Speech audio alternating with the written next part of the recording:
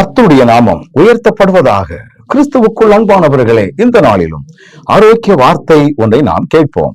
116வது சங்கீதம் 6ஆம் வசனம் இப்படி சொல்லுகிறது: கர்த்தர் கபடற்றவர்களை காக்கிறார், நான் மெலிந்து போனேன், அவர் என்னை ரட்சித்தார்.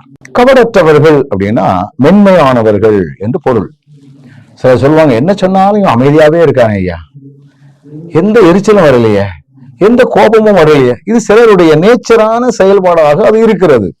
இப்படிப்பட்டவர்களுக்கெல்லாம் ஆண்டவர் ஒரு பாதுகாப்பை கொடுத்திருக்கிறார். சில சொல்லுவாங்க பாருங்க, இவன் ஒரு இழிச்சவாங்க ஐயா, ஈஸியா ஏமாத்திட்டு போயிடலாம், ஈஸியா அவனை கொக்கி போட்டுடலாம், ஈஸியா நம்ம கவுத்துடலாம், ஈஸியா அவன் நம்ம வழக்குல உழ வச்சிடலாம். இப்படிலாம் நம்ம சில நபர்கள் மீது நம்ம ஒரு எண்ணம் வச்சிருப்போம். இப்படிப்பட்டவர்களைத்தான் ஆண்டவர் கபடற்றவர்கள் என்று சொல்லுகிறார். இந்த கபடற்றவர்களை ஆண்டவர் காக்கிறாராம். ஆண்டவர் காக்கிறார். பாதுகாப்பு என்பது அவர் மூலமாய் அவர்களுக்கு கொடுக்கப்படுகிறது. நான் மெலிந்து போனேன், அவர் என்னை ரட்சித்தார்.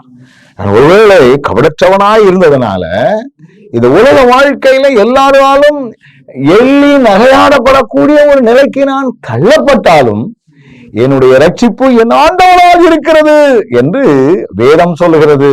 அவர் என்னை ரட்சித்தார். இந்த ஒரு உறுதிப்பாடு. அதனாலதான் கபடற்றவர்களாக நம்ம இருந்தா நம்முடைய பாதுகாப்பு என் ஆண்டவரால் இருக்கிறது, என் ஆண்டவரால் இருக்கிறது. அவரால் நமக்கு ரட்சிப்பு, அவரால் நமக்கு விடுதலை, அவரால் நமக்கு மேன்மை, அவரால் நமக்கு ஆசீர்வாதமான ஒரு காரியம், அவரால் நமக்கு உயர்வு, அவரால் நமக்கு விடுதலை. எப்படியோ ஒரு பெரிய காரியம். நம்ம அவங்களை யாரையும் நம்ம குறைச்சு மதிப்பிட கூடாது, ஈஸியா தூக்கிடலாம், ஈஸியா அடிச்சிடலாம் நினைச்சிடக்கூடாது.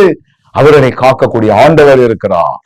அவர்களை மென்மையானவர்களை கபடற்றவர்களை காக்கக்கூடிய ஆண்டவர் இருக்கிறார்.